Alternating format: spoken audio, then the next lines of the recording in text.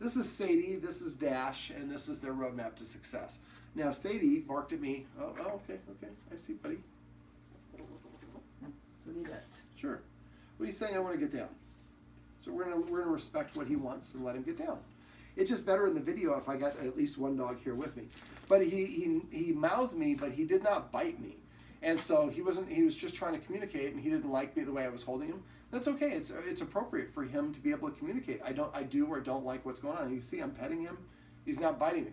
Now his guardians were really thrown off because he's the chief nipper, and until right then he hasn't done any of that because I created a positive association when I arrived. And I asked the guardian to remind me in case I forget, but I'm remembering, so I'm going to go through that right now. So one of the things that we have going on in this house is we don't have a lot of guests that come by. So I'd like the guardians to go through their Rolodex of their phone, find some people that you haven't seen in a while, their friends that you should have a visit with, and ask them if they can come over. Are we still rolling?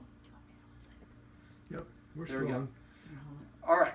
And so we're going to switch carefully finger. There we go. Perfect. It's hard. I talk a lot. I shake a lot. That's okay.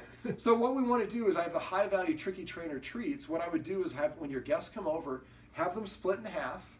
And there you go. You can get one. And basically when the people come in the door, I wouldn't pick your dogs up like you did before. Now you can, if you're worried about them nipping, you could actually have them on a leash and step on the leash. So they're basically in the living room when your guests are coming through the door. And then basically the tethering them on a leash helps because the more a dog moves around, the more worked up and animated they get. So if we can keep them from step on the leash maybe about 1.5 feet, 2 feet away, they can't move around as much. They should be able to stand up or sit, but not be able to move around too much. Give your guest like maybe about 6 of these treats. So these would be 3 of the treats cut in half. And then have them just toss a treat towards each dog so each one gets 1 or 2 treats. And then as they come in, again, you would be standing on the leashes here. Maybe you step back a couple feet away from your entryway, and then step on the leashes again. Your guests come in, and as they pass the dogs, we drop a treat on the floor. And they take 2 steps, and they drop another treat on the floor.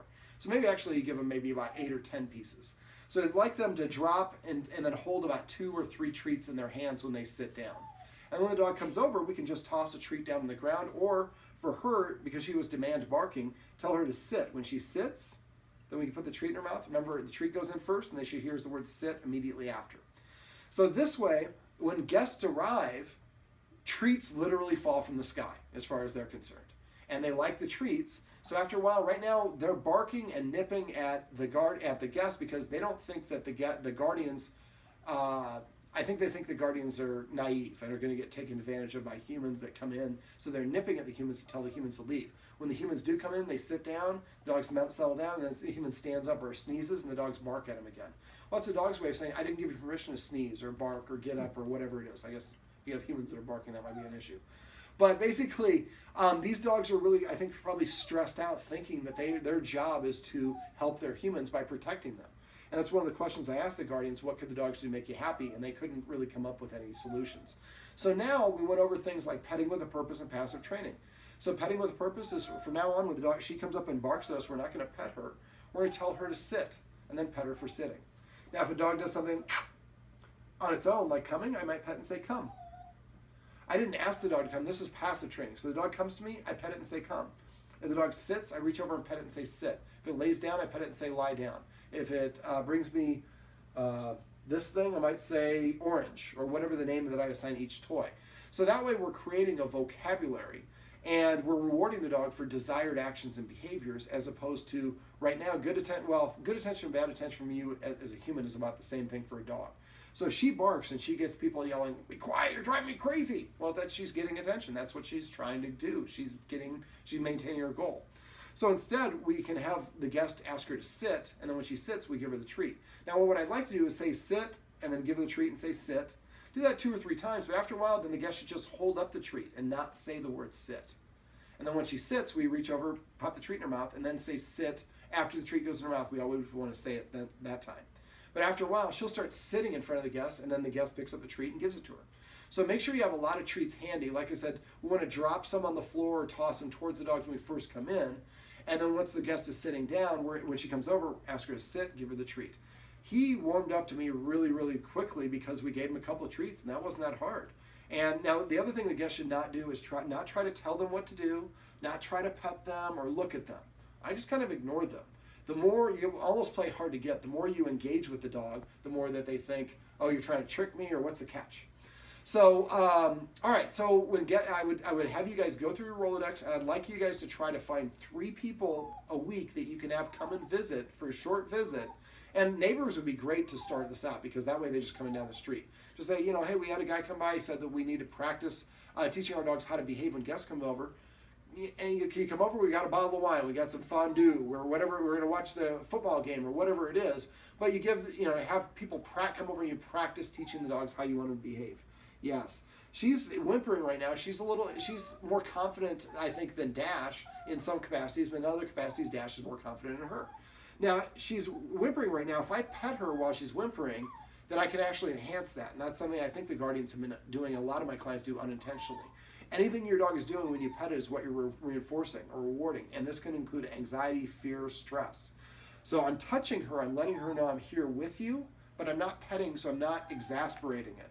So if your dog is in distress, you can touch them and let them know I'm here with you. But don't pet them while they're in an unbalanced state of mind. This can include a happy or excited. A lot of humans confuse excited for happy. Excited is an unbalanced state of mind, just like any other. So when you come home, if your dogs are excited and jumping up and you pet them, you're going to make them more excited the next time they come home. After we do this over and over and over again, we create a lot of problems. So what I would do is when you come home, ignore your dogs. Pretend like they're not even there. And as soon as they're calm, reach over to start petting them. As soon as you do that, they start whimpering or jumping around, pull your arm back and walk away. Just keep on doing your business. You might have to reach several times, but eventually you get down to where the dog is, and you're actually petting the dog, and the dog's comfortable. This is the dog that likes to nip people, and he hasn't, like I said, had any problems with me because we kind of set him up for success. And now, because I earned his trust and didn't try to pet him to show him I'm a good person, I gave him treats first, and I gave him space and let him approach me at his schedule and his speed, he feels empowered. And so now he doesn't have any problems coming towards me because only positive things have happened when he's come towards me. So when we come home, ignore the dogs. Don't pet them. Don't tell them no. Don't engage with them at all unless they're sitting. And that's why petting with a purpose is so valuable. If the dog comes over to you, we tell it to sit, and then we pet it under its chin whenever possible and say the word sit. And I say under the chin because when a dog feels good about itself, his nose is parallel to the ground or tilted upward. So petting a dog under the chin facilitates that. Now the dog's butt is here, its head is here. I could scratch the butt too. The things I don't want to do is I don't want to pat on top of the head. Dogs do not like being patted on top of the head. You can caress and you can scratch, but don't pat. And also a giant hand over the head a lot of times causes the dog to duck down. But I think that the guardians were loving their dogs like we all do, but doing it without any structure had caused these dogs to become out of balance. So the more we make them earn their affection by sitting or coming or laying down or doing something, petting with a purpose, the more valuable it's going to seem to the dogs, and the more they're going to engage in desired actions, behaviors, as a way of asking to get that attention, as opposed to doing bad behaviors to get it right now. We went through the escalating consequences to disagree. Remember, and the guardian wrote those down. So remember to do those in order, and you can combine them, but always start with your hiss. And the hiss is best used before the dog does the wrong thing.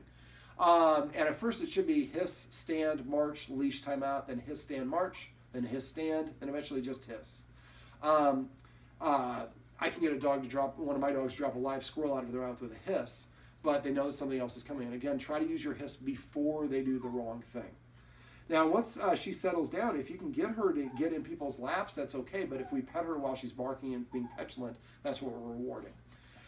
We went over directional commands, and we also went over some rules. I'll do the rules first. So some of the rules: not being allowed in the furniture for at least 30 days, or as long as the problem's going on. We went through, and this is, I guess, partially directional commands, is if the dog gets up on the furniture, we're going to take a treat, toss it on the ground. The dog jumps down to get it, we're going to say the word off. And then the dog, we're creating a command. Later on, if you want to invite the dog in your lap, there's nothing wrong with the dog being in your lap when you invite it. Right now, these dogs are making the decision. The humans need to make the decision. So we can switch that leader-follower dynamic. So let me see. Going back to the directional commands, I'd like the guardians to grab about 10 or 12 treats and then cut them in half, and then go to different parts of the house and just toss the treat. Stand in the doorway and toss the treat right outside to about 3 or 4 feet outside the doorway on the other side of the doorway. When the dog gets it, we say the word out. Let it come back and toss, do 2 or 3 treats here, go to different places in the kitchen, the bedroom, the bathroom, so the dogs have practice leaving the area. It's a very powerful command, and it's not powerful, but it's really convenient to have that command to be able to tell the dog to leave, have the dog want to leave. Most of the time, dogs think that we're mad at them when we ask them to leave. Let me see, other rules that we went over, having to sit at the door. So we go to the door and we tell the dog to sit. If he doesn't sit, when we walk away, I say it's only once, and I walk away for maybe 2 or 3, about after 2 or 3 seconds. If it doesn't sit, I walk away, wait 1 minute. After 1 minute, if the dog, then I go back to the door and I say sit again, and tell them, don't ask them. If they don't, and let's say I go to the door the second time and I say sit, and let's say Dash sits and Sadie doesn't, well, I open the door, let Dash go out and close the door, and then Sadie doesn't get to go out. Then I wait for next time for 4 minutes, next time for 8 minutes, next time for 16. So you keep on doubling the length of time till when you go over and tell the dog what to do, they do it. After a while, the dog will sit at the door as his way of saying, I want to go outside. Same thing with when we're petting with a purpose. The more we do that, eventually, this will be passive training, come. So every time a dog comes to you, pet it and say come. It is the easiest way to train your dog, just by being conscious of what you're doing. But if I want her to sit, I go over her head, sit, sit. So that would be petting with a purpose. I gave her an order, and when she did it, then I petted her with that purpose. After a while, the dog would come and start sitting in front of you to prepay for attention. When she does that, make sure you reach over and pet her under her chin and say, sit as well. Also, for commands, we talked about you consolidating our command words. Make a list of the commands, and so we're only going to say come, not come here, over here, dog, whistle, tap my thigh, and all the other variants. It's easier for dogs if they only have one command word for each command action. And we're going to say reward. So if I turn to my partner and say reward, then I'm going to look at the partner looks at the dog, and whatever the dog's doing, we pet it and say sit, if it's sitting. If it's standing there, we assume it just came, we pet it and say come. So that just is our way of reminding each other when you missed an opportunity to reward. Remember, you have 3 seconds to do it. Now, if you're 4 seconds, still do it. You want to get yourself in a habit of it. But eventually, your dog will sit, and you just reach over and pet it and say sit. Each time it does it, you won't even think about it if you get in a habit of doing it. But every time you do that, it's a mini dog obedience training session every time you pet your dog. It truly is a gift. Let me see. Other rules. Not being allowed in the kitchen when we're preparing food. The human should eat food first before the dogs are fed. Let me see. If the human's going out the door with the dog should go out after the human, not before. The human should eat food first because dogs eat in the order of their rank. And also look for ways to delay gratification. Right now we're putting the dog bowls down and then saying wait, and then giving the dog permission to eat. Now I use passive training to give my dogs a command word to eat. So for one of my dogs I say grub, the other one I say chow, one I say feast. The way I assign that is when the first dog, the feast dog, when it would take its first bite of food, I would say the word feast. So when he hears the word feast, food is in his mouth, I put it in context and he understands that's his command word to eat. The other 2 dogs hear feast, there's no food in their mouth. So it doesn't hold the same connotation to them. So I would recommend that you come up with a command word for both dogs to eat and feed them separately, one at a time.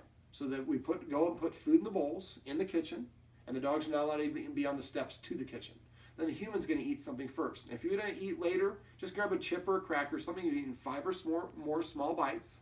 When you get done, whoever the best behaving dog is would get invited up to eat first. That dog has 3 minutes to eat. Now these dogs eat all their food, but sometimes dogs get lazy eaters. So if your dog takes a bite and then walks away, as soon as it walks away, pick up the bowl, dump the food out back in the bag, put the empty bowl back down. Dog come over and lick the empty bowl. Or the dog's like, what are you doing? I was going to save that for later. Well, you eat what I tell you to eat, or you don't eat again until the next meal. This way the human has dominion over food, and this way if your dog has surgery later on and has to have food with antibiotics, it's nice to be able to tell your dog when to eat. Also, because eating is such an important activity for dogs, if we have dominion over that, that really helps the dogs respect us as authority figures. A lot of these dogs' problems are the fact that they think that they have the same authority or are responsible for their humans. The more that the humans enforce rules and boundaries and pet with a purpose and add that structure, the more the dogs are going to identify as a follower, and that will help them to listen to and respect and respond when the humans correct them. Remember, we want to use as much positive reinforcement as we can. If we have to, we can use the escalating consequences to disagree, but the better thing to do is teach the dog how we want it to behave. That's one of the things where we went over about practicing things. So if we're going to cook something in the kitchen, go up in the kitchen first and practice cooking. Get out some of the pots, some of the pans, open the fridge, turn the microwave on, turn the stove on. And you're keeping your eye on the dogs. Now, at first, you're going to keep your authority pointed towards the dogs in the stairs, but eventually you'll be able to turn to your side as they get more practiced at it. And remember, anytime they start coming up those stairs, you hiss and rush right at them. And so by practicing cooking a meal first, after a minute or two we practice that, then the dogs are staying at the bottom of the stairs, then you can actually go to doing your actual cooking, and now you're paying attention to not the right ingredients, quantities, and all that fun stuff. And the dogs are kind of already doing what we want because we taught them how we want them to behave. I do the same thing for eating. If you guys are going to eat lunch, get a piece of roast beef, microwave it about 20 seconds, then sit down at the table and practice pretend eating. Cut up that microwave, not the microwave, cut up the roast beef in half, put it on each of your plates, cut it in little pieces. The dog tries to come, the smell will make the dogs want to come in, and then you can immediately go and correct them if they do. And eventually it gets to the point where they sit and lie down at the bottom of the stairs. Then we can go back and put that food away, and then we actually eat a real meal, and the dogs have been practiced, and we've taught them the behavior we want them to have. Let me see, am I forgetting anything else? I think we've covered most of it. Now, if the guard, one other thing is, if the dogs are in your way, don't walk around them, walk through them. The dogs need to learn when a human comes, my job is to defer and get out of the human's way. One last thing, if you're going to have guests come over, if we can get them some exercise ahead of time, that will really help. Oh, I'm glad I remembered that. I want the guardians to start a journal and start increasing the amount of exercise. Now, she needs more exercise than Dasher does, even though, ironically, name-wise, you'd think he'd need more.